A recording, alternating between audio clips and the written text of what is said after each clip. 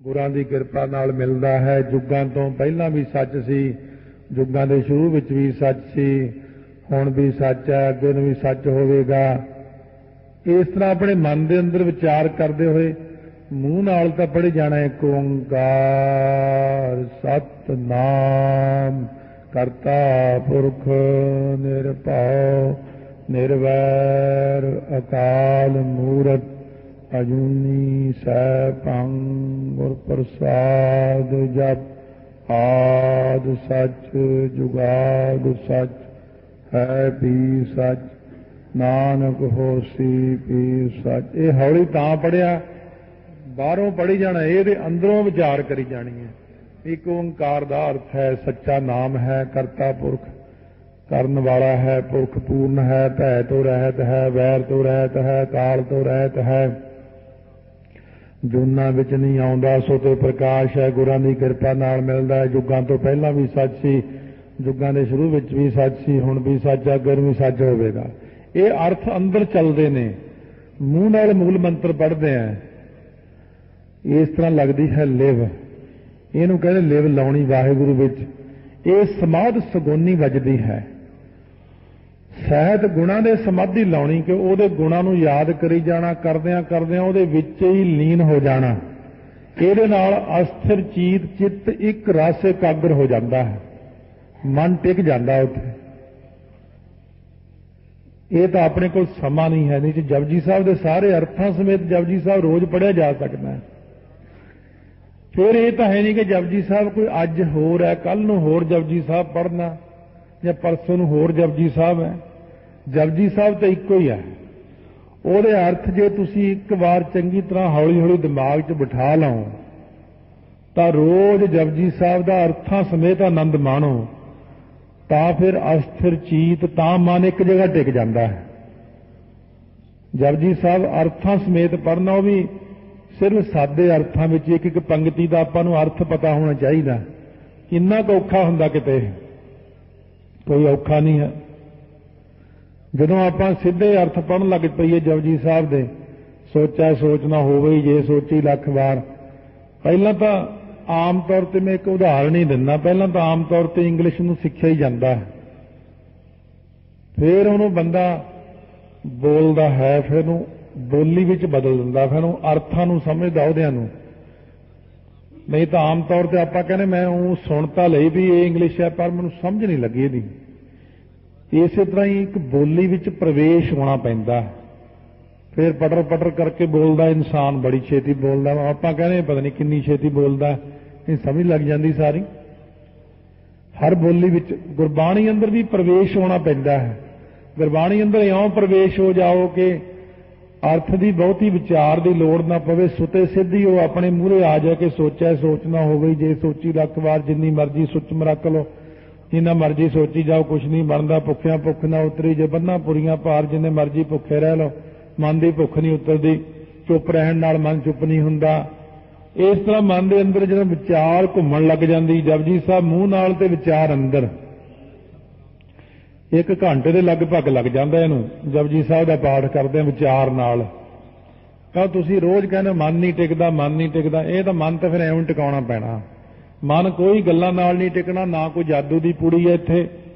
ਮਨ ਤਾਂ ਬਾਣੀ ਦੇ ਸੁਣਨ ਦੇ ਨਾਲ ਨਾਲ ਅਰਥਾਂ ਦੀ ਵਿਚਾਰ ਵਿੱਚ ਮਨ ਟਿਕਦਾ, ਕਿਉਂਕਿ ਮਨ ਗਿਆਨੀ ਹੈ ਆਪਣਾ।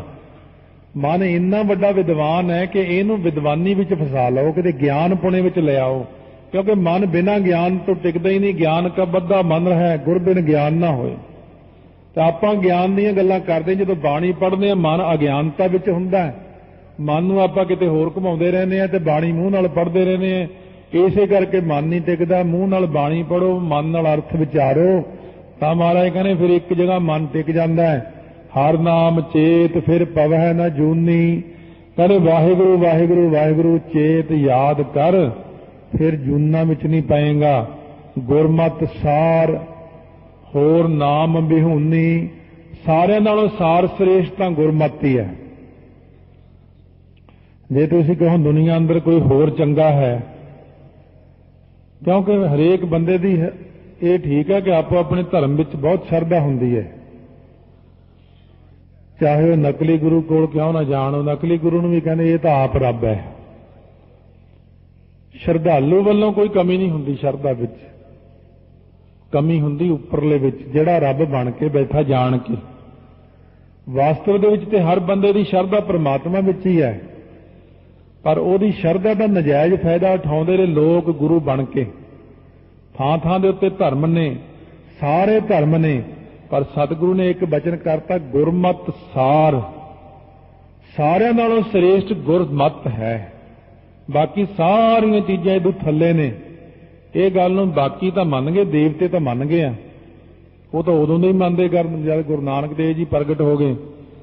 ਦੁਨੀਆ ਨਹੀਂ ਮੰਨਦੀ, ਹੋਰ ਨਾਮ ਵੀ ਹੁੰਨੀ, ਬਾਕੀ ਦੀ ਸ੍ਰਿਸ਼ਟੀ ਸਾਰੀ ਨਾਮ ਤੋਂ ਬਿਨਾਂ ਹੀ ਤੁਰੀ ਫਿਰਦੀ ਆ। ਲੋਕੀ ਨਾਮ ਜਪ ਕੇ ਖੁਸ਼ੀ ਨਹੀਂ ਹੁੰਦੇ। ਇਸ ਕਰਕੇ ਜਿਵੇਂ ਮਹਾਰਾਜ ਨੇ ਬਚਨ ਕੀਤਾ, ਭਗਤ ਨਾਰਦੀ ਹਿਰਦੈ ਨਾ ਆਈ। ਨਾਰਦ ਮੁਨੀ ਨੇ ਦੋ ਤਰ੍ਹਾਂ ਦੀ ਭਗਤੀ ਵਿੱਚ ਕਿਹਾ ਸੀ, ਇੱਕ ਤਾਂ ਠਾਕੁਰ ਪੂਜਾ, ਟੱਲੀ ਖੜਕਾਉਣੀ, ਚੰਦਨ ਲਾਉਣਾ, ਮੂਰਤੀ ਦਾ ਇਸ਼ਨਾਨ, ਫੁੱਲਾਂ ਦੀ ਮਾਲਾ ਪਾਉਣੀ। ਇੱਕ ਉਹਨਾਂ ਨੇ ਕਿਹਾ ਸੀ ਰਾਮ ਰਾਮ ਰਾਮ ਰਾਮ ਜਪਣਾ, ਘੰਟਾ 2 ਘੰਟੇ 4 ਘੰਟੇ ਜਿੰਨਾ। ਸੋ ਮਹਾਰਾਜ ਨੇ ਬਾਣੀ ਅੰਦਰ ਇਹ ਪੰਕਤੀ ਲਿਖੀ ਕਿ ਭਗਤ ਨਾਰਦੀ ਹਿਰਦੈ ਨਾ ਆਈ। ਜਿਹੜੀ ਨਾਰਦ ਮੁਨੀ ਨੇ ਰਾਮ ਦੀ ਭਗਤੀ ਕਹੀ ਸੀ, ਉਹ ਤਾਂ ਕਿਸੇ ਨੇ ਕੀਤੀ ਹੋਈ ਨਹੀਂ। ਤੇ ਟੱਲੀ ਖੜਕਾਉਣੀ ਸੌਖੀ ਹੈ, ਚੰਦਨ ਛਿੜਕਣਾ ਸੌਖਾ ਹੈ, ਫੁੱਲਾਂ ਦੀ ਮਾਲਾ ਚੜਾਉਣੀ ਸੌਖੀ ਹੈ। ਰਾਮ ਜਪੋ ਜੀ ਐਸੇ ਐਸੇ, ਧਰੂ ਪ੍ਰਹਿਲਾਦ ਜਪਿਓ ਹਰ ਜੈਸੇ। ਧਰੂ ਨੂੰ ਕਿਹਨੇ ਉਪਦੇਸ਼ਿਆ? ਧਰੂ ਨੂੰ ਨਾਮ ਇਹਨਾਂ ਨੇ ਜਾ ਕੇ ਨਾਰਦ ਮੁਨੀ ਜੀ ਨੇ ਕਿਹਾ ਸੀ ਕਿ ਧਰੂ ਨੂੰ ਕਿ ਰਾਮ ਰਾਮ ਜਪ, ਫਿਰ ਤੈਨੂੰ ਸਾਰਾ ਰਾਜ ਮਿਲ ਜਾਏਗਾ। ਸਿਰਫ 3 ਜਾਂ 6 ਮਹੀਨੇ 'ਚ ਸਾਰਾ ਕੁਝ ਹੀ ਪ੍ਰਾਪਤ ਕਰ ਲਿਆ ਉਹਨਾਂ ਨੇ। ਪ੍ਰਹਿਲਾਦ ਜੀ ਨੇ ਵੀ ਰਾਮ ਜਪ ਕੇ ਪ੍ਰਾਪਤ ਕਰ ਲਿਆ। ਅੱਜ ਦੀ ਦੁਨੀਆ ਵਿੱਚ ਕੋਈ ਬੰਦਾ ਹੈ, ਕਿਸੇ ਵੀ ਧਰਮ ਵਿੱਚ ਹੈ, ਹਰੇਕ ਬੰਦਾ ਪ੍ਰਮਾਤਮਾ ਦੇ ਨਾਮ ਤੋਂ ਡਰਦਾ ਹੈ। ਪ੍ਰਮਾਤਮਾ ਦਾ ਨਾਮ ਕੋਈ ਨਹੀਂ ਜਪਣਾ ਚਾਹੁੰਦਾ, ਨਾ ਕੋਈ ਇਸ਼ਨਾਨ ਕਰਨਾ ਚਾਹੁੰਦਾ ਹੈ।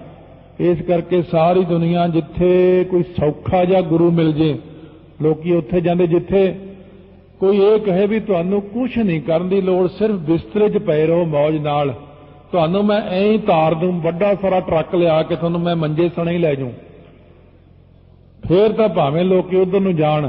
ਨਹਾਉਣ ਦੀ ਲੋੜ ਨਹੀਂ, ਨਾ ਨਹਾਈ ਨਾ, ਜਿਹੜੀ ਤੈਨੂੰ ਤੇਈ ਚੀਜ਼ ਚੰਗੀ ਲੱਗ ਤੂੰ ਨਾ ਕਰ।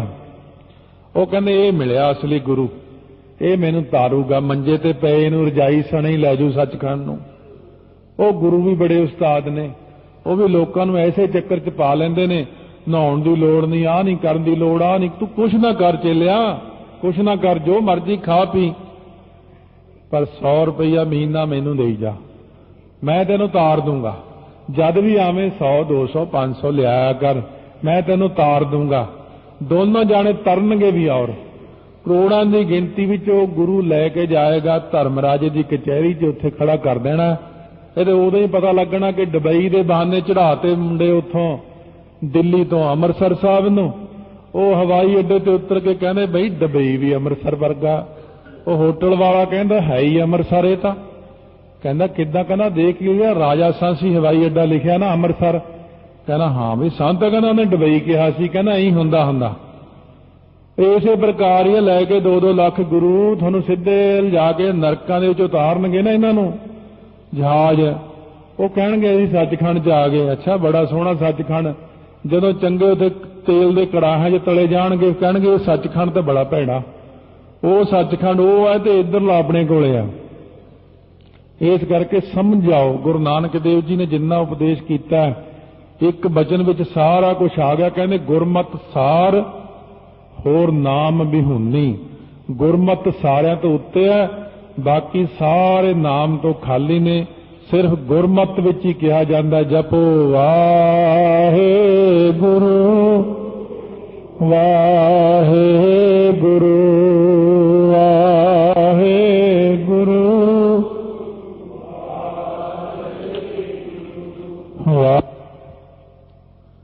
ਧੰਨ ਗੁਰੂ ਨਾਨਕ ਦੇਵ ਸਾਹਿਬ ਮਹਾਰਾਜ 20 ਪੌੜੀਆਂ ਤੱਕ ਸ਼ਰਵਣ ਕੀਤਾ ਹੈ ਦੱਖਣੀ ਓਂਕਾਰ ਬਾਣੀ ਨੂੰ 932 ਅੰਗ ਤੇ। 21ਵੀਂ ਪੌੜੀ ਸਤਿਗੁਰੂ ਮਹਾਰਾਜ ਜੀ ਬਖਸ਼ਿਸ਼ ਕਰਦੇ ਨੇ, ਫਰਮਾਉਂਦੇ ਨੇ ਪੰਡਤ ਨੂੰ ਉਪਦੇਸ਼ ਕਰਦਿਆਂ ਹੋਇਆਂ सानू कहंदे ने। घर दर फिर थाकी बहुतेरे। बड़े जन्मां दे विच मैं बहुत सारे घर ते दर दरवाजे फिर फिर के, जूनां दे विच फिर फिर के, शरीरां रूपी घर लै के, कई जन्म भये कीट पतंगा, कई जन्म गज मीन कुरंगा, कई जन्म पंखी सर्प होयो, कई जन्म है वर बृख जोयो। कई जन्मां दे विच कई दरवाजियां च घुम्मिया, थां थां दे उत्ते भटके है। जात असंख अंत नहीं मेरे। असंख अणगिणत ही जातां विच घुम्मिया, अणगिणती मेरे जात जन्म होए ने। अंत नहीं मेरे जन्मां दा। अज तक मेरे किन्ने जन्म होए ने, बार बार बार बार जमना मरना। कीते मात पिता सुत धीया। अज तक किन्नी बार तां मातावां बणियां बहुत सारियां, किन्नी बार मैं माता बनिया आप। जीव नूं कहंदे ने कि ये नहीं कि हर जन्म तैनूं मर्द दा ही मिलदा, इस्त्री दा जामा भी मिल जांदा। कदे कदे तूं किसी दी माता बनिया, कदे वो तेरी माता बनिया। बहुत सारियां मातावां, पिता, पुत्र, धीआं, इहे जे कई जन्म हो गए, कई जातां विच हो गए, कई कुछ हो गया अपने नाल। केते गुर चेले फुन हुआ। किन्नी वारी गुरु बनिया, किन्नी वारी मैं चेला बनिया, किन्नी वारी कई गुरुआं दा चेला बनिया। बार बार मरण तो बाद कदे वो मेरा गुरु बन जाना, कदे वो चेला। नकली चेले नकली गुरु दुनिया दे अंदर। पर सतगुरु कहने काचे गुर ते मुक्त ना हुआ, क्योंकि गुरु जिहड़ा धारण कीता सी वो कच्चा सी। कच्चे गुरु नूं धारण करके जीव मुक्त नहीं हुंदा है। सो जिवें छोटा जिहा सप सी एक, ਉਹਨੇ ਮੂੰਹ 'ਚ ਡੱਡੂ ਪਾ ਲਿਆ ਵੱਡਾ ਸਾਰਾ। ਨਾਸਿਕ ਦੇ ਨੇੜੇ ਮਹਾਂਪੁਰਸ਼ਾਂ ਦਾ ਇੱਕ ਸਥਾਨ ਹੈ, ਸ਼ੰਕਰਾਚਾਰੀਆ ਨੇ ਉਹਨਾਂ ਦੀ ਇਹ ਜੀਵਨ 'ਚ ਲਿਖਿਆ ਸੀ। ਕਹਿੰਦੇ ਉਹ ਤੁਰਿਆ ਜਾਈਏ ਤਾਂ ਡੱਡੂ ਚੀਕਾਂ ਮਾਰੇ। ਕਹਿੰਦੇ ਅਸੀਂ ਨੇੜੇ ਹੋ ਕੇ ਦੇਖਿਆ ਛੋਟੇ ਜਿਹੇ ਸੱਪ ਨੇ ਡੱਡੂ ਵੱਡਾ ਸਾਰਾ ਮੂੰਹ 'ਚ ਪਾਇਆ। ਕਹਿੰਦੇ 2 ਘੰਟੇ ਬਾਅਦ ਮੁੜ ਕੇ ਆਏ, ਫੇਰ ਉਹੀ ਹਾਲ ਹੈ। ਸ਼ੰਕਰਾਚਾਰੀਆ ਜੀ ਕਹਿਣ ਲੱਗੇ, ਕਹਿੰਦੇ ਦੇਖੋ ਚੇਲਿਆਂ ਨੂੰ, ਕਹਿੰਦੇ ਇਹ ਕੱਚੇ ਗੁਰੂ ਵਾਲੀ ਗੱਲ ਹੋ ਗਈ। ਕਹਿੰਦੇ ਕੱਚੇ ਗੁਰੂ ਨੂੰ ਚੇਲੇ ਬਣਾਉਣ ਦਾ ਤਾਂ ਬਹੁਤ ਸ਼ੌਂਕ ਹੁੰਦਾ, ਪਰ ਤਾਰ ਨਹੀਂ ਸਕਦਾ ਹੁੰਦਾ। ਕਹਿੰਦੇ ਜਿਵੇਂ ਆ ਸੱਪ ਨੇ ਮੂੰਹ 'ਚ ਡੱਡੂ ਤਾਂ ਪਾ ਲਿਆ, ਲੰਘਾਉਣ ਦੀ ਸਮਰੱਥਾ ਨਹੀਂ, ਨਾ ਤਾਂ ਉਹਨੂੰ ਛੱਡਦਾ ਨਾ ਲੰਘਾਉਂਦਾ। ਕੱਚੇ ਗੁਰੂ ਇਉਂ ਚੇਲੇ ਤਾਂ ਬਣਨ ਨੂੰ ਕੀ ਆ, 50 ਲੱਖ ਕਰੋੜ 2 ਕਰੋੜ 10 ਕਰੋੜ ਚੇਲਾ ਬਣਾ ਲਓ, ਤਾਰਨਾ ਕਿਹਨੇ? ਖੁਦ ਹੀ ਨਹੀਂ ਤਰਿਆ ਹੋਇਆ। ਇਸ ਕਰਕੇ ਮਹਾਰਾਜ ਕਹਿੰਦੇ ਕਾਚੇ ਗੁਰ ਤੇ ਮੁਕਤ ਨਾ ਹੁਆ। ਕੱਚੇ ਗੁਰੂ ਤੋਂ ਕਦੇ ਜੀਵ ਮੁਕਤ ਨਹੀਂ ਹੁੰਦਾ, ਸੱਚੇ ਗੁਰੂ ਤੋਂ ਹੀ ਜੀਵ ਮੁਕਤ ਹੁੰਦਾ ਹੈ। ਤਾਈਓਂ ਗੁਰ ਪੂਰਾ ਲਿਖਿਆ ਹੈ, ਗੁਰ ਪੂਰਾ ਕਿਰਪਾ ਧਾਰੀ। ਕੀਤੀ ਨਾਰ ਵਰ ਏਕ ਸੰਭਾਲ। ਰੱਬ ਦੀਆਂ ਕੀਤੀਆਂ ਜੀਵ ਰੂਪ ਇਸਤਰੀਆਂ ਨੇ ਜਿਹੜੀਆਂ ਇੱਕ ਵਾਹਿਗੁਰੂ ਨੂੰ ਯਾਦ ਕਰਦੀਆਂ ਤੇ ਵਾਹਿਗੁਰੂ ਉਹਨਾਂ ਨੂੰ ਸੰਭਾਲਦੇ ਨੇ। ਇਉਂ ਤਾਂ ਬਹੁਤ ਸਾਰੀਆਂ ਨੇ, ਪਰ ਇੱਕ ਉਹ ਨੇ ਜਿਹੜੇ ਬਿਲਕੁਲ ਮਰਨ ਜੀਵਨ ਉਹਦੇ ਨਾਲ ਹੀ ਰੱਖਦੇ ਨੇ ਆਪਣਾ। ਇੱਕ ਤਾਂ ਉਹ ਨੇ ਜਿਹੜੇ ਉਹ ਯਾਦ ਹੀ ਕਰਦੇ ਨੇ,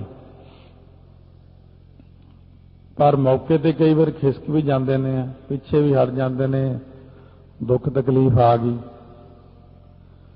ਪਰ ਗੁਰਮੁਖ ਮਰਨ ਜੀਵਨ ਪ੍ਰਭ ਨਾਲ। ਕਹਿੰਦੇ ਬਸ ਜਿਹੜਾ ਗੁਰਮੁਖਾਂ ਦਾ ਮਰਨਾ ਜੀਵਨ ਉਹ ਵਾਹਿਗੁਰੂ ਦੇ ਨਾਲ ਹੀ ਹੁੰਦਾ। ਗੁਰਮੁਖ ਉਹਨੂੰ ਕਹਿੰਦੇ ਨੇ। 40 ਸਿੰਘ ਰਹੇ ਬਾਕੀ ਸ੍ਰੀ ਅਨੰਦਪੁਰ ਸਾਹਿਬ, ਬਾਕੀ ਸਾਰੇ ਜਵਾਬ ਦੇ ਗਏ, ਬੇਦਾਵੇ ਲਿਖ ਦਿੱਤੇ। ਇਸ ਕਰਕੇ ਇੰਨਾ ਕੁ ਤਾਂ ਸ਼ਾਮ ਦੀ ਕਥਾ 'ਚ ਸੰਗਤ ਆਉਂਦੀ ਹੈ। ਸੋ ਇੱਕ ਚੀਜ਼ ਦਾ ਸਾਰਿਆਂ ਦੇ ਮਨ ਦੇ ਅੰਦਰ ਸ਼ੰਕਾ ਹੈ। ਕਵੀ ਸੰਤੋਖ ਸਿੰਘ ਨੇ ਲਿਖਿਆ ਕਿ ਮਾਤਾ ਨੇ ਵੀ ਲਿਖ ਦਿੱਤਾ ਕਿ ਮੈਂ ਤੇਰੀ ਮਾਤਾ ਨਹੀਂ। ਇੱਕ ਮੌਕਾ ਆ ਜਾਂਦਾ। ਇਹ ਗੱਲ ਦੀ ਵਿਚਾਰ ਮੈਂ ਗੁਰਮੁਖਾਂ ਨਾਲ ਕੀਤੀ ਜਿਹੜੇ ਬਹੁਤ ਉੱਚ ਕੋਟੀ ਦੇ ਮਹਾਂਪੁਰਸ਼ ਨੇ। ਕਿਉਂ ਮੈਨੂੰ ਤਾਂ ਪਤਾ ਕਿ ਉਹਨਾਂ ਨੇ ਸਿਰਫ ਅੱਖਾਂ ਬੰਦ ਕਰਕੇ ਹੀ ਸਾਰਾ ਕੁਝ ਦੇਖ ਲੈਣਾ ਹੁੰਦਾ। ਮੈਂ ਕਿਹਾ ਇਹ ਦੱਸੋ ਮੈਨੂੰ ਵੀ ਇਹ ਮਾਤਾ ਨੇ ਲਿਖਿਆ ਕਿ ਜਾਂ ਕਵੀ ਨੇ ਲਿਖ ਦਿੱਤਾ ਹੈ। ਮੈਂ ਫੋਨ ਤੇ ਗੱਲ ਕੀਤੀ ਉਹਨਾਂ ਨਾਲ। ਫਿਰ ਕਹਿੰਦੇ ਇਹ ਗੱਲ ਤਾਂ ਮੈਂ ਬਹੁਤ ਸਾਲ ਪਹਿਲਾਂ ਹੀ ਪੁੱਛ ਲਈ ਸੀ ਮਹਾਰਾਜ ਨੂੰ, ਔਰ ਇੱਕ ਗੱਲ ਪੁੱਛਣੀ ਸੀ ਘੋੜਿਆਂ ਦੀ। ਆਮ ਤੌਰ ਤੇ ਢਾਡੀ ਕਵੀ ਦੂਜੇ ਤੀਜੇ ਕਵੀਸ਼ਰ ਸਾਰੇ ਕਹਿੰਦੇ ਘੋੜੇ ਵੱਢ ਕੇ ਖਾਦੇ ਸਿੰਘਾਂ ਨੇ ਉੱਥੇ। ਉਹ ਕਹਿੰਦੇ ਨਹੀਂ ਖਾਦੇ ਨਹੀਂ ਹੈ, ਇਹ ਸਭ ਗੱਲਾਂ ਲੋਕਾਂ ਦੀਆਂ ਬਣਾਈਆਂ ਹੋਈਆਂ ਨੇ। ਸਿੰਘਾਂ ਨੇ ਤਾਂ ਸਿਰਫ ਦਰਖਤਾਂ ਦੀਆਂ ਛਿੱਲਾਂ ਜਾਂ ਪੱਤੇ ਹੀ ਖਾਦੇ ਸੀ। ਇੱਕ ਗੱਲ ਇਹ ਕਲੀਅਰ ਹੋਈ। ਦੂਸਰੀ, ਮਾਤਾ ਜੀ ਨੇ ਲਿਖਿਆ ਕਿ ਨਹੀਂ ਲਿਖਿਆ।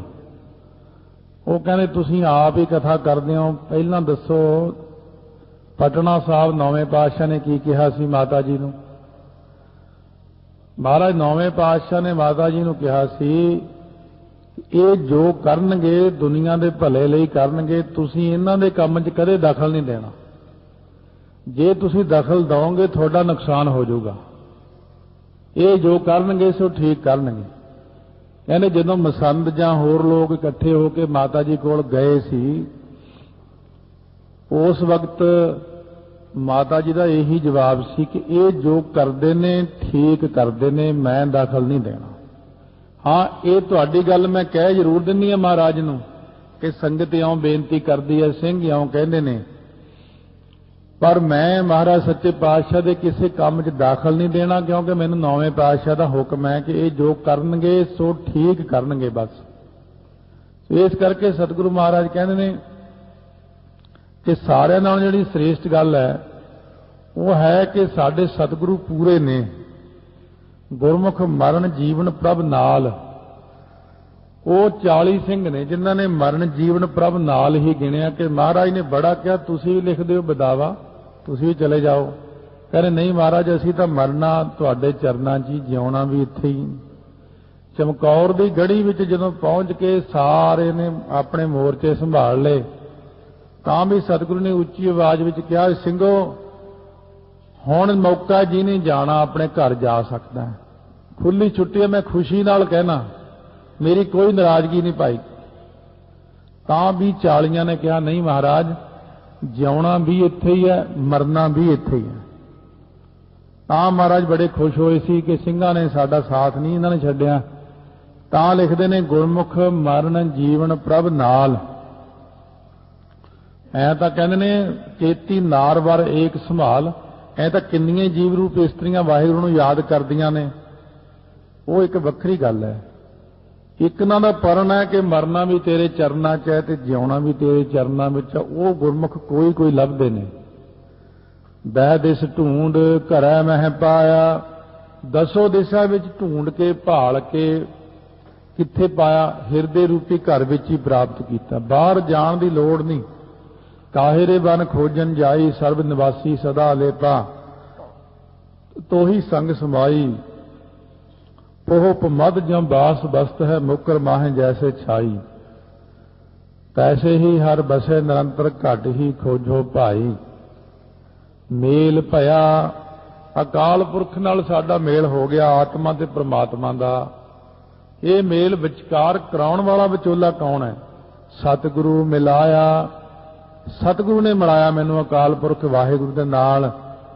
ਆਤਮਾ ਇੱਕ ਪਾਸੇ ਪ੍ਰਮਾਤਮਾ, ਮੈਂ ਵਿਛੜਿਆ ਹੋਇਆ। ਹੁਣ ਵਿਚਕਾਰ ਏਡਾ ਵੱਡਾ ਸਮੁੰਦਰ ਹੈ ਮੇਰੇ ਤੇ ਪ੍ਰਮਾਤਮਾ ਦੇ ਵਿੱਚ, ਇਹਦੇ ਵਿਚਕਾਰ ਪੁਲ ਕਿਹੜਾ ਹੈ? ਵਾਹਿਗੁਰੂ ਤੇ ਜੀਵ ਆਤਮਾ ਨੂੰ ਮਿਲਾਉਣ ਦਾ ਕਾਰਜ ਕੌਣ ਕਰਦਾ? ਉਹ ਕਰਦਾ ਸਤਨਾਮ ਸ੍ਰੀ ਵਾਹਿਗੁਰੂ ਸਾਹਿਬ ਜੀ। ਸਤਨਾਮ ਸ੍ਰੀ ਵਾਹਿਗੁਰੂ। ਹੁਣ ਆਪਾਂ ਨੂੰ ਮਿਲਾਉਣਾ ਵਾਹਿਗੁਰੂ ਮੰਤਰ ਨੇ ਹੈ। ਵਾਹਿਗੁਰੂ ਵਾਹਿਗੁਰੂ ਵਾਹਿਗੁਰੂ ਰਾਤ ਦਿਨ ਕਰਨਾ। ਆਪ ਗੁਰੂ ਨਾਨਕ ਦੇਵ ਜੀ ਹੁਣ 22ਵੀਂ ਪੌੜੀ 'ਚ ਦੱਸਦੇ ਨੇ, ਗੁਰਮੁਖ ਗਾਵੈ ਗੁਰਮੁਖ ਬੋਲੈ। ਜਿਹੜੇ ਗੁਰੂ ਦੇ ਸਨਮੁਖ ਰਹਿ ਗਏ, ਗੁਰਮੁਖ ਮਰਨ ਜੀਵਨ ਪ੍ਰਭ ਨਾਲ ਜਿਨ੍ਹਾਂ ਦਾ ਹੈ ਨਾ, ਉਹ ਗੁਰਮੁਖ ਨੇ। ਉਹ ਗੁਰਮੁਖ ਗਾਉਂਦੇ ਨੇ ਬਾਣੀ ਨੂੰ, ਬੋਲਦੇ ਨੇ ਬਾਣੀ ਨੂੰ, ਪੜ੍ਹਦੇ ਨੇ ਬਾਣੀ ਨੂੰ, ਨਾਮ ਨੂੰ ਬੋਲਦੇ ਨੇ। ਗੁਰਮੁਖ ਤੋਲ, ਗੁਰਮੁਖ ਆਪਣੇ ਬੁੱਧੀ ਰੂਪੀ ਤਰਾਜੂ ਵਿੱਚ ਤੋਲਦੇ ਨੇ। ਬੁੱਧੀ ਰੂਪ ਤਰਾਜੂ ਲੈ ਕੇ ਵਿਚਾਰ ਦਾ ਵੱਟਾ ਪਾ ਕੇ ਪ੍ਰਮਾਤਮਾ ਦੇ ਗੁਣਾਂ ਨੂੰ ਤੋਲਦੇ ਨੇ। ਭਾਵ ਤੋਲਣ ਦਾ ਅਰਥ ਹੈ ਉਹਦੀ ਵਿਚਾਰ ਕਰਦੇ ਨੇ ਜਿੰਨਾ ਕਰ ਸਕਦੇ ਨੇ। ਗੁਰਮੁਖ ਤੋਲ ਤੁਲਾਵੈ ਤੋਲੈ, ਆਪ ਤੋਲਦੇ ਨੇ ਤੇ ਦੂਜਿਆਂ ਤੋਂ ਤੁਲਾਉਂਦੇ ਨੇ। ਦੂਜਿਆਂ ਨੂੰ ਵੀ ਕਹਿੰਦੇ ਨੇ ਕਿ ਭਾਈ ਵਾਹਿਗੁਰੂ ਬਾਰੇ ਵਿਚਾਰ ਜ਼ਰੂਰ ਕਰੋ। ਬੁੱਧੀ ਰੂਪ ਤੱਕੜੀ ਦੇ ਉੱਤੇ ਦੇਖੋ ਵਿਚਾਰ ਕਰਕੇ, ਵਿਚਾਰ ਦਾ ਵੱਟਾ ਪਾ ਕੇ ਇੱਕ ਪਾਸੇ, ਬੁੱਧੀ ਰੂਪ ਤਰਾਜੂ ਦੇ ਇੱਕ ਪੱਲੇ 'ਚ ਵਿਚਾਰ ਦਾ ਵੱਟਾ ਪਾ ਕੇ ਤੋਲਣਾ ਤਾਂ ਕਰੋ। ਵਾਹਿਗੁਰੂ ਕਿੰਨਾ ਕੁ ਵੱਡਾ, ਉਹਦੇ ਗੁਣਾਂ ਨੂੰ ਤਾਂ ਦੇਖੋ। ਗੁਰਮੁਖ ਆਵੈ ਜਾਏ ਨਿਸੰਗ, ਗੁਰਮੁਖ ਜਿਹੜੇ ਬੰਧਨ ਤੋਂ ਮੁਕਤ ਹੋ ਕੇ ਆਉਂਦੇ ਜਾਂਦੇ ਨੇ ਨਿਸੰਗ, ਸੱਚਖੰਡ 'ਚ ਬੈਠੇ ਨੇ, ਇਹ ਤਾਂ ਘੁੰਮਦੇ ਹੀ ਰਹਿੰਦੇ ਨੇ। ਸੋ ਜਿਵੇਂ ਕਿਸੇ ਬ੍ਰਹਮ ਗਿਆਨੀ ਨੂੰ ਮੈਂ ਰਾਤ ਨੂੰ ਬੈਠੇ ਇਕੱਲੇ ਬਚਨ ਕਰਦੇ, ਮੈਂ ਕਿਹਾ ਜੀ ਸੱਚਖੰਡ ਕਿੰਨੀ ਮੌਜ ਹੋਵੇਗੀ। ਐਨੇ ਇੱਕੋ ਜਿਹੀ ਲੱਗਦੀ ਮੈਨੂੰ ਤਾਂ, ਮੈਂ ਤਾਂ ਇੱਥੇ ਵੀ ਉਹੋ ਜਿਹੀ ਬੈਠਾ, ਉੱਥੇ ਵੀ ਉਹੋ ਜਿਹੀ ਹੁੰਦਾ। ਮੈਂ ਕਿਹਾ ਤੁਹਾਡੇ ਲਈ ਹੋਵੇਗਾ, ਸਾਨੂੰ ਤੇ ਆਉਂ। ਕਹਿੰਦੇ ਨਹੀਂ, ਜਦੋਂ ਮਨ ਦੀ ਇਕਾਗਰਤਾ ਹੋ ਜਾਂਦੀ ਹੈ ਤਾਂ ਇੱਥੇ ਹੀ ਸੱਚਖੰਡ ਬਣ ਜਾਂਦਾ ਹੈ। ਜਿਹਦੇ ਮਨ ਦੀ ਇਕਾਗਰਤਾ ਨਹੀਂ ਹੁੰਦੀ ਉਹ ਇੱਥੇ ਭਟਕਣ ਲੱਗ ਜਾਂਦਾ। ਕਹਿੰਦੇ ਹੁਣ ਸਾਡੇ ਲਈ ਇੱਕੋ ਹੀ ਗੱਲ ਹੁੰਦੀ ਆ, ਇੱਥੇ ਵੀ ਬੈਠੇ ਆ ਤਾਂ ਵੀ ਸੱਚਖੰਡ ਹੀ ਹੈ, ਉੱਥੇ ਵੀ ਸੱਚਖੰਡ 'ਚ ਇੱਕੋ ਜਿਹੀ ਦਸ਼ਾ ਹੋ ਜਾਂਦੀ। ਬ੍ਰਹਮ ਗਿਆਨੀ ਦੀ ਸਰੀਰ ਦੇ ਛੱਡਣ ਤੋਂ ਬਾਅਦ ਵੀ ਇਸ ਤਰ੍ਹਾਂ ਹੀ ਰਹਿੰਦੇ ਨੇ। ਇਹ ਇੱਥੇ ਵੀ ਆਈ ਜਾਂਦੇ ਨੇ, ਉੱਥੇ ਵੀ ਜਾਈ ਜਾਂਦੇ ਨੇ। ਗੁਰਮੁਖ ਆਵਾ ਜਾਏ ਨਿਸੰਗ, ਆਪਣੇ ਲਈ ਕਿੰਨਾ ਔਖਾ ਕਿ ਸੱਚਖੰਡ ਦਾ ਦਰਵਾਜ਼ਾ ਹੀ ਨਹੀਂ ਖੁੱਲਦਾ ਹੈ। ਤੇ ਗੁਰਮੁਖਾਂ ਲਈ ਕੋਈ ਰਸਤੇ 'ਚ ਰੁਕਾਵਟ ਹੀ ਨਹੀਂ। ਜਦੋਂ ਜੀ ਕਰੇ ਆਉਣ, ਜਦੋਂ ਜੀ ਕਰੇ ਚਲੇ ਜਾਣ, ਜਦੋਂ ਜੀ ਕਰੇ ਜਨਮ ਵੀ ਲੈ ਲੈਂਦੇ ਨੇ ਜੇ ਇਹਨਾਂ ਦੇ ਮਨ 'ਚ ਤਰਸ ਆ ਜੇ। ਕਹਿੰਦੇ ਸਾਨੂੰ ਉੱਥੇ ਬੈਠਿਆਂ ਨੂੰ ਸੱਚਖੰਡ 'ਚ ਸਾਰਾ ਕੁਝ ਹੀ ਸੁਣਦਾ ਹੁੰਦਾ। ਉਹ ਇਹ ਦੁਨੀਆ ਬਾਰੇ ਸਾਰੀਆਂ ਗੱਲਾਂ ਕਰਦੇ, ਜਿਵੇਂ ਆਪਾਂ ਕਿਸੇ ਬਾਹਰਲੇ ਦੇਸ਼ ਵਿੱਚ ਕੋਈ ਗੱਲ ਹੁੰਦੀ ਆਪਾਂ ਨੂੰ ਪਤਾ ਲੱਗ ਜਾਂਦਾ, ਅਖਬਾਰਾਂ 'ਚ ਆਉਂਦਾ ਵੀ ਉੱਥੇ ਸਿਨੇਮੇ ਨੂੰ ਘੇਰਾ ਪਾ ਲਿਆ, 1000 ਬੰਦਾ ਉੱਥੇ ਬੰਦਕ ਬਣਾ ਲਿਆ, ਫਿਰ ਛੁਡਾ ਲਿਆ। ਦੂਜੇ ਦੇਸ਼ ਵੀ ਕਹਿੰਦੇ ਕਰੀਏ ਮਦਦ ਕੋਈ। ਕਹਿੰਦੇ ਆਓ ਸੱਚਖੰਡ ਵਿੱਚ ਬੈਠਿਆਂ ਸਾਨੂੰ ਸਾਰੀ ਦੁਨੀਆ ਦਿਖਦੀ ਹੁੰਦੀ ਹੈ। ਪਰ ਜਦੋਂ ਦੇਖਦੇ ਆ ਵੀ ਦੁਨੀਆ ਬਾਹਲੀ ਤੰਗ ਹੈ, ਬਹੁਤੀ ਤੰਗ, ਫਿਰ ਇੱਕ ਦੂਜੇ ਨੂੰ ਕਹਿੰਦੇ ਕਿਉਂ ਵੀ ਜਾਇਆ, ਤੂੰ ਜਾਇਆ? ਉਹ ਕਹਿੰਦੇ ਚਲੋ ਠੀਕ ਹੈ ਮੈਂ ਜਾਣਾ, ਲਾਇਆ ਉਹਨਾਂ 50 ਸਾਲ, ਫਿਰ ਜ਼ਿਆਦਾ ਟਾਈਮ ਨਹੀਂ ਲਾਉਣਾ ਮੈਂ, ਚਲੋ ਚੰਗਾ 50 ਸਾਲ ਹੀ ਲਾਇਆ ਦੁਨੀਆ 'ਚ। ਕਹਿੰਦੇ ਫਿਰ ਅਸੀਂ ਜਨਮ ਲੈ ਲੈਂਦੇ ਹਾਂ। ਜਨਮ ਲੈ ਕੇ ਕਿੰਨੀ ਦੁਨੀਆ ਦਾ ਭਲਾ ਕਰਕੇ ਜਦ ਚਿੱਤ 'ਚ ਆਵੇ ਜਾਣਾ, ਜਦੇ ਸਰੀਰ ਛੱਡ ਜਾਂਦੇ ਆ, ਕਿਉਂਕਿ ਅਸੀਂ ਕਿਹੜਾ ਲੇਖਾਂ 'ਚ ਹੁੰਦੇ ਆ। ਕਿਉਂ ਮਹਾਰਾਜ ਕਹਿੰਦੇ ਗੁਰਮੁਖ ਆਵੇ ਜਾਏ ਨਿਸੰਗ, ਗੁਰਮੁਖ ਜਿੱਥੇ ਜੀ ਕਰੇ ਆਵੇ ਜਾਏ ਨਿਸੰਗ, ਕਿਉਂਕਿ ਉਹ ਬੰਧਨਾਂ ਤੋਂ ਰਹਿਤ ਹੋ ਗਿਆ।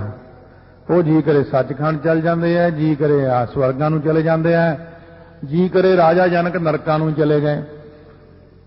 ਧਰਮ ਰਾਜੇ ਤੋਂ ਸਾਰੇ ਨਰਕ ਹੀ ਖਾਲੀ ਕਰਵਾ ਲਏ।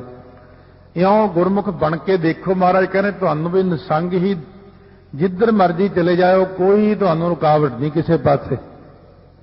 ਪਰ ਹਰ ਮੈਲ, ਮੈਲ ਨੂੰ ਪਰ ਹਰ ਵਿਸ਼ੇਸ਼, ਪਰ ਹੁੰਦਾ ਵਿਸ਼ੇਸ਼ ਕਰਕੇ ਹਰ ਨਾਸ਼ ਕਰਨਾ। ਉਹ ਆਪਣੇ ਅੰਦਰੋਂ ਅਵਿਦਿਆ ਦੀ ਮੈਲ ਨੂੰ ਨਾਸ਼ ਕਰਦੇ ਨੇ। ਜਲਾਏ ਕਲੰਕ, ਜਿਹੜਾ ਕਲੰਕ ਹੁੰਦਾ ਅਗਿਆਨ, ਅਗਿਆਨ ਨੂੰ ਜਲਾ ਦਿੰਦੇ ਨੇ। ਗੁਰਮੁਖ ਨਾਦ ਵੇਦ ਵਿਚਾਰ, ਜਿਹੜੀ ਵਿਚਾਰ ਰੱਬ ਦੀ ਕਰਦੇ ਨਾ ਗੁਰਮੁਖ, ਉਹਨਾਂ ਲਈ ਉਹੀ ਨਾਦ ਹੈ, ਉਹੀ ਵੇਦ ਹੈ, ਸਭ ਕੁਝ ਉਹਨਾਂ ਲਈ। ਤੇ ਕਿਉਂਕਿ ਸ਼੍ਰੋਮਣੀ ਗੱਲ ਤਾਂ ਲਾਸਟ ਇੱਕੋ ਹੀ ਆ ਜਾਣੀ ਹੈ। ਸਾਰਾ ਤੱਤ ਕੱਢ ਕੇ ਇੱਕੋ ਹੀ ਦੇਖਿਆ, ਜਿਵੇਂ ਨਿਚੋੜ ਦੀ ਗੱਲ। ਸੰਤ ਬਾਬਾ ਅਤਰ ਸਿੰਘ ਜੀ ਮਸਤੂਆਣੇ ਵਾਲਿਆਂ ਨੇ ਜਿਵੇਂ ਮਸਤੂਆਣੇ ਸਾਹਿਬ ਦਾ ਨੀਂਹ ਪੱਥਰ ਜਾ ਰੱਖਿਆ, ਉਹਨਾਂ ਦੇ ਪਿੰਡ ਦੇ ਹੀ ਜੋਤਸ਼ੀ ਸੀ, ਬਹੁਤ ਵਧੀਆ ਤਕੜਾ ਜੋਤਸ਼ੀ ਸੀ। ਬਾਬਾ ਜੀ ਸਲਾਹ ਤਾਂ ਕਰ ਲੈਂਦੇ ਤੁਸੀਂ, ਆਪਾਂ ਚੰਗਾ ਜਿਹਾ ਮਹੂਰਤ ਦੇਖਦੇ ਜੇ ਸਥਾਨ ਹੀ ਬਣਾਉਣਾ ਸੀ। ਮਹਾਂਪੁਰਸ਼ ਕਹਿੰਦੇ ਹਲੇ ਵੀ ਲੋੜ ਹੈ ਸਾਨੂੰ, ਗੁਰਮੁਖਾਂ ਨੂੰ ਨਹੀਂ ਲੋੜ ਹੁੰਦੀ। ਚੰਗਾ ਜਾ ਤੂੰ ਇਉਂ ਕਰ, ਆਪਣੇ ਘਰ ਜਾ ਕੇ ਵਿਚਾਰ ਕਰ ਲੈ, ਅੱਜ ਫਲਾਨਾ ਦਿਨ ਹੈ ਔਰ ਫਲਾਨਾ ਇਸ ਤਰ੍ਹਾਂ ਤਰੀਕ ਹੈ, ਸਵੇਰੇ ਸੂਰਜ ਦੀ ਟਿੱਕੀ ਚੜ੍ਹਦਿਆਂ ਹੀ ਅਸੀਂ ਨੀਂਹ ਪੱਟੀ ਸੀ, ਜਾਂ ਮਹੂਰਤ ਵਿਚਾਰ ਲਾ ਆਪਣਾ। ਜਾਂ ਘਰ ਜਾ ਕੇ ਉਹ ਘੰਟੇ ਕੇ ਬਾਅਦ ਦੌੜੇ ਹੀ ਆਇਆ ਬੜਾ ਖੁਸ਼ ਹੈ। ਕਹਿੰਦਾ ਮਹਾਰਾਜ ਤੁਸੀਂ ਧੰਨ ਹੋ। ਕਹਿੰਦੇ ਭਾਈ ਕੀ ਦੇਖਿਆ? ਕਹਿੰਦੇ ਇੰਨਾ ਸੋਹਣਾ ਮਹੂਰਤ ਮੈਂ ਕਦੇ ਦੇਖਿਆ ਹੀ ਨਹੀਂ ਜਿਸ ਮਹੂਰਤ ਤੇ ਤੁਸੀਂ ਇਹ ਸ਼ੁਰੂ ਕੀਤਾ ਕਾਰਜ। ਕਹਿੰਦਾ ਮਹਾਰਾਜ ਉਦੋਂ 10 ਸਰੂਪ ਇੱਥੇ ਹਾਜ਼ਰ ਸੀ ਗੁਰਾਂ ਦੇ, 33 ਕਰੋੜ ਦੇਵਤਾ ਆਪ ਹਾਜ਼ਰ ਸੀ। ਬੜਾ ਸੋਹਣਾ ਮਹੂਰਤ ਸੀ। ਇਸ ਕਰਕੇ ਕੁਝ ਲੋਕ ਤੇ ਮਹੂਰਤ ਦੇ ਪਿੱਛੇ ਭੱਜਦੇ ਨੇ ਕਿ ਅਸੀਂ ਮਹੂਰਤ ਕਢਾਉਣਾ ਹੈ। ਮਹੂਰਤ ਗੁਰਮੁਖਾਂ ਦੇ ਪਿੱਛੇ ਭੱਜਦਾ। ਉਹ ਗੁਰਮੁਖੋ ਮੈਂ ਸ਼ੁਭ ਤੁਹਾਡੇ ਮਗਰ ਤੁਰਿਆ ਫਿਰਦਾ। ਨਾਮ ਜਪਣ ਵਾਲਿਆਂ ਲਈ ਤਾਂ ਜੇ ਨਾ ਵੀ ਮਹੂਰਤ ਹੋਵੇ ਤਾਂ ਵੀ ਮਹੂਰਤ ਬਣ ਜਾਂਦਾ। ਨਾਮ ਦੀ ਤਾਂ ਇੰਨੀ ਸ਼ਕਤੀ ਹੈ ਕਿ ਆਪਣੇ ਆਪ ਹੀ ਸਾਰੇ ਸਮੇਂ ਹੀ ਮਹਾ ਦਿਵਸ ਮੂਰਤ ਭਲੇ ਜਿਸ ਕੋ ਨਦਰ ਕਰੇ। ਮਹਾਰਾਜ ਕਹਿੰਦੇ ਮੇਰੇ ਵੱਲੋਂ ਤੇ ਗੁਰਮੁਖਾਂ ਨੂੰ ਖੁੱਲੀ ਛੁੱਟੀ ਹੈ। ਉਹਨਾਂ ਦਾ ਸਾਰਾ ਕੁਝ ਆਪਣੇ ਆਪ ਹੀ ਠੀਕ ਹੋ ਜਾਂਦਾ। ਗੁਰਮੁਖ ਮੱਜਨ ਚੱਜ ਆਚਾਰ। ਗੁਰਮੁਖਾਂ ਦਾ ਜਿਹੜਾ ਮੱਜਨ ਕਰਨਾ ਹੈ, ਮੱਜਨ ਹੁੰਦਾ ਪੁਰਬ ਦਾ ਇਸ਼ਨਾਨ ਵਿਸ਼ੇਸ਼। ਗੁਰਮੁਖਾਂ ਦਾ ਜਿਹੜਾ ਚੱਜ ਤੇ ਆਚਰਣ, ਇਹ ਸਾਰੀਆਂ ਚੀਜ਼ਾਂ ਉੱਚੀਆਂ ਹੀ ਹੁੰਦੀਆਂ ਉਹਨਾਂ ਦੀਆਂ। ਉਹਨਾਂ ਦਾ ਉੱਚਾ ਆਚਰਣ ਹੀ ਉਹਨਾਂ ਦਾ ਸੁੱਧ ਇਸ਼ਨਾਨ ਹੈ।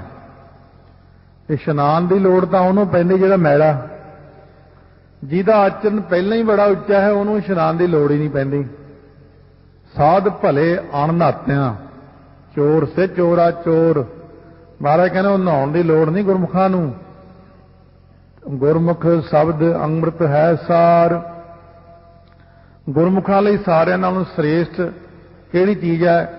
ਸ਼ਬਦ ਅੰਮ੍ਰਿਤ, ਅੰਮ੍ਰਿਤ ਰੂਪੀ ਸ਼ਬਦ। ਇਹ ਉਹ ਸਾਰਿਆਂ ਨਾਲੋਂ ਸ੍ਰੇਸ਼ਟ ਮੰਨਦੇ ਨੇ। ਨਾਮ ਨੂੰ, ਨਾਮ ਤੇਰਾ ਦੀਵਾ, ਨਾਮ ਤੇਰਾ ਬਾਤੀ, ਨਾਮ ਤੇਰਾ ਤੇਲ ਲੈ ਮਾਹੇ ਪਸਾਰੇ। ਨਾਮ ਤੇਰੇ ਕੀ ਜੋਤ ਲਗਾਈ ਭਇਓ ਉਜਿਆਰੋ ਭਵਨ ਸਗਲਾਰੇ। ਨਾਮ ਤੇਰੋ ਤਾਗਾ, ਨਾਮ ਫੂਲ ਮਾਲਾ ਭਾਰ ਅਠਾਰ ਹੈ ਸਗਲ ਜੂ ਠਾਰੇ। ਤੇਰੋ ਕੀਆ ਤੁਝੈ ਚਾਰ ਪਾਉ, ਨਾਮ ਤੇਰਾ ਤੂੰ ਹੀ ਚਬ ਟੋਲਾਰੇ। ਗੁਰਮੁਖਾਂ ਲਈ ਸਾਰੀਆਂ ਚੀਜ਼ਾਂ ਤਾਂ ਨਾਮ ਹੀ ਬਣ ਜਾਂਦੀਆਂ ਨੇ। ਨਾਨਕ ਗੁਰਮੁਖ ਪਾਵੈ ਪਾਰ। ਗੁਰਮੁਖ ਸੰਸਾਰ ਸਾਗਰ ਤੋਂ ਪਾਰ ਹੋ ਜਾਂਦੇ ਨੇ। ਗੁਰਮੁਖ ਪਰੇ ਵੀ ਚਲੇ ਜਾਂਦੇ ਨੇ, ਗੁਰਮੁਖ ਇੱਧਰ ਨੂੰ ਵੀ ਆ ਜਾਂਦੇ ਨੇ, ਕਿਉਂਕਿ ਆਪਣੀ ਬਿਰਤੀ ਗੁਰਮੁਖਾਂ ਵਾਲੀ ਬਣੀ ਨਹੀਂ। ਇਸ ਕਰਕੇ ਜਦ ਤੱਕ ਗੁਰਮੁਖ ਇੱਕ ਪਦਵੀ ਹੈ ਅਸਲ ਵਿੱਚ। ਇਹ ਜਿਹੜੀ ਗੁਰਮੁਖ ਦੀ ਗੱਲ ਕਰਦੇ ਨੇ ਨਾ, ਆਮ ਤੌਰ ਤੇ ਆਪਾਂ ਇੱਕ ਅੱਖਰ ਵਰਤਦੇ ਹਾਂ ਬ੍ਰਹਮ ਗਿਆਨੀ। ਇੱਕ ਬ੍ਰਹਮ ਗਿਆਨ ਦੇ ਵਿੱਚ ਸੰਪੂਰਨਤਾ ਆਉਂਦੀ ਅਖੀਰ ਤੇ ਉਹਨੂੰ ਕਹਿੰਦੇ ਨੇ ਗੁਰਮੁਖ ਬ੍ਰਹਮ ਗਿਆਨੀ। ਉਹ ਕੋਈ ਬਣਦਾ। ਬ੍ਰਹਮ ਗਿਆਨ ਵਿੱਚ ਤਾਂ ਕਾਫੀ ਚਲੇ ਜਾਂਦੇ ਨੇ। ਜੇ 100 ਜਣਾ ਬ੍ਰਹਮ ਗਿਆਨ ਵਿੱਚ ਗਿਆ ਹੈ ਤਾਂ 1 ਜਾਂ 2 ਜਾਣੇ ਗੁਰਮੁਖ ਬ੍ਰਹਮ ਗਿਆਨੀ ਬਣਦੇ ਨੇ। ਇਹ ਵੀ ਗੱਲ ਦਾ ਨਿਰਣਾ ਗੁਰਮੁਖ ਹੀ ਦੱਸਦੇ ਨੇ ਕਿ ਸੰਪੂਰਨ ਬ੍ਰਹਮ ਗਿਆਨ ਜਿਹੜਾ ਮਾਇਆ ਦਾ ਪਰਦਾ ਤੋੜ ਕੇ ਇਸ ਤੋਂ ਉੱਪਰ ਨਿਕਲ ਜਾਂਦਾ, ਉਹਨੂੰ ਗੁਰਮੁਖ ਬ੍ਰਹਮ ਗਿਆਨੀ ਕਹਿੰਦੇ ਨੇ। ਕਿਉਂਕਿ ਮਾਇਆ ਤਾਂ ਅੰਤ ਤੱਕ ਪਿੱਛਾ ਨਹੀਂ ਛੱਡਦੀ ਹੈ। ਬ੍ਰਹਮ ਗਿਆਨ ਹੋਣ ਤੇ ਵੀ ਮਾਇਆ ਹਲੇ ਪਿੱਛਾ ਨਹੀਂ ਛੱਡਦੀ। ਹਲੇ ਸਿਰਫ ਇੱਕ ਮਾਇਆ ਦਾ ਪਰਦਾ ਪਾਰ ਕਰਨਾ ਹੁੰਦਾ। ਉਹ ਸਾਰਿਆਂ ਤੋਂ ਉੱਪਰ ਬ੍ਰਹਮ ਗਿਆਨ ਵਿੱਚ ਨਿਪੁੰਨਤਾ ਆ ਜਾਂਦੀ ਜਦੋਂ ਵਾਹਿਗੁਰੂ ਦਾ ਰੂਪ ਹੀ ਹੋ ਜਾਂਦਾ ਹੈ। ਉਹ ਬ੍ਰਹਮ ਗਿਆਨੀ ਜਿਨ੍ਹਾਂ ਤੋਂ ਮਾਇਆ ਡਰਦੀ ਹੈ ਆਪ। ਗੁਰਮੁਖ ਕੋਈ ਗਾਰਡੋ ਜਿਨ ਮਲ ਦਾ ਲਾਈ ਪਾਏ। ਨਹੀਂ ਤਾਂ ਬ੍ਰਹਮ ਗਿਆਨੀਆਂ ਨਾਲ ਵੀ ਕਲੋਲ ਕਰ ਜਾਂਦੀ ਹੈ। ਥੱਲੇ ਦੀ ਅਵਸਥਾ ਵਿੱਚ ਕੁਛ ਨਾ ਕੁਛ ਚਮਤਕਾਰ ਅਜੇ ਤਾਂ ਕਰ ਹੀ ਜਾਂਦੀ ਹੈ ਉੱਥੇ ਵੀ। ਪਰ ਜਦੋਂ ਗੁਰਮੁਖ ਬ੍ਰਹਮ ਗਿਆਨੀ ਮਾਇਆ ਦੇ ਪਰਦੇ ਨੂੰ ਪਾੜ ਕੇ ਉੱਪਰ ਨਿਕਲ ਜਾਂਦੇ ਨੇ, ਉੱਥੇ ਜਾ ਕੇ ਸੰਪੂਰਨ ਸਵੱਛ ਬ੍ਰਹਮ ਗਿਆਨ, ਜਿੱਥੇ ਨਾਨਕ ਲੀਨ ਭਇਓ ਗੋਬਿੰਦ ਸਿਉ ਜਿਉ ਪਾਣੀ ਸੰਗ ਪਾਣੀ ਦੀ ਅਵਸਥਾ ਤੋਂ ਜਾਏ ਚੜੇ ਸਿੰਘਾਸਨ। ਮਿਲੇ ਹੈ ਸਾਰੰਗ ਪਾਣੀ ਰਾਮ ਕਬੀਰਾ ਏਕ ਪਏ ਹੈ। ਕੋਈ ਨਾ ਸਕੈ ਪਛਾਨੀ। ਕਬੀਰ ਜੀ ਨੇ ਤਾਂ ਨਾਕੋਂ ਕਾਟੀ ਕਾਨੋਂ ਕਾਟੀ ਕਾਟ ਕੂਟ ਕੈ ਡਾਰੀ। ਉਹ ਹੈ ਭਗਤ, ਉਹ ਹੈ ਬ੍ਰਹਮ ਗਿਆਨ, ਗੁਰਮੁਖ ਬ੍ਰਹਮ ਗਿਆਨੀ। ਤਾਂ ਮਹਾਰਾਜ ਕਹਿੰਦੇ ਸੰਸਾਰ ਦੇ ਜੀਵ ਜਿਹੜੇ ਨੇ ਇਹਨਾਂ ਦੀ ਦਸ਼ਾ ਐਸੀ ਹੈ। ਇਹਨਾਂ ਦੀ ਦਸ਼ਾ 23ਵੀਂ ਪੌੜੀ 'ਚ ਕਥਨ ਕਰਦਿਆਂ ਕਹਿੰਦੇ ਨੇ ਚੰਚਲ ਚੀਤ ਨਾ ਰਹੇ ਠਾਏ। ਇਹ ਸੰਸਾਰੀ ਜੀਵਾਂ ਦੇ ਜਿਹੜੇ ਚਿੱਤ ਨੇ ਚੰਚਲ ਨੇ। ਇਹਨਾਂ ਦੇ ਮਨ ਕਦੇ ਟਿਕਦੇ ਨਹੀਂ, ਇੱਕ ਥਾਂ ਰਹਿੰਦੇ ਨਹੀਂ। ਕਦੇ ਉੱਥੇ ਚਲੇ ਜਾਂਦਾ, ਕਦੇ ਉੱਥੇ ਚਲੇ ਜਾਂਦਾ। ਇਹ ਕੀ ਕਰਦੇ ਨੇ? ਚੋਰੀ ਮਿਰਗ ਅੰਗੂਰੀ ਖਾਏ। ਕਹਿੰਦੇ ਅੰਗੂਰੀ ਹੁੰਦੀ ਜਦੋਂ ਫਸਲ ਬੀਜਦਾ ਜ਼ਿਮੀਂਦਾਰ, ਥੋੜੇ ਦਿਨਾਂ ਬਾਅਦ ਮਾੜੇ ਕਰੁੰਬਲੀਆਂ ਜਿਹੀਆਂ ਨਿਕਲਦੀਆਂ ਫਸਲ ਦੀਆਂ। ਬੜਾ ਸੋਹਣਾ ਲਹਿ ਕਰਦਾ ਘਾਹ ਜਿਹਾ ਨਿਕਲ ਆਉਂਦਾ ਅੰਦਰੋਂ। ਰਾਤ ਨੂੰ ਮਿਰਗ ਸਾਰੀ ਉੱਪਰੋਂ ਚਰ ਜਾਂਦੇ ਨੇ, ਵਿਚਾਰਾ ਸਵੇਰੇ ਦੇਖਦਾ ਸਾਰਾ ਰੁੰਡ-ਮੁੰਡ ਹੋ ਗਿਆ। ਤਾਂ ਇਸੇ ਪ੍ਰਕਾਰ ਇਹ ਜੀਵ ਦਾ ਮਨ ਰੂਪੀ ਮਿਰਗ ਵਿਸ਼ਿਆਂ ਵਿਕਾਰਾਂ ਦੀ